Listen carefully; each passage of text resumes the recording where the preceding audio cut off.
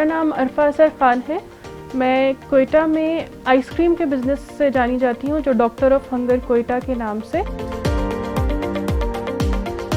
कोयटा में पहली बार घर की आइसक्रीम मैंने इंट्रोड्यूस कराई थी। चॉकलेट क्रेविंग केक है एक मेरा, वो बहुत ज़्यादा लोग पसंद करते हैं, उसका ऑर्डर बहुत ज़्यादा आता है।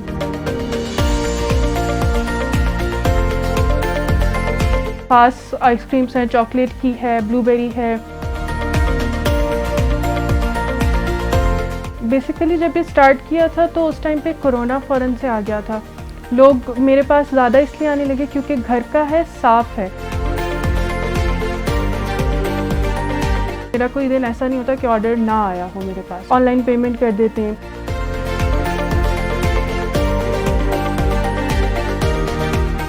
अब तो ऐसा हो जाता है कि लोग 2, 3, 4, 5 दिन वेट करते हैं अपना ऑर्डर पहले करा के कि हमें इन्हीं से ऑर्डर कराना है।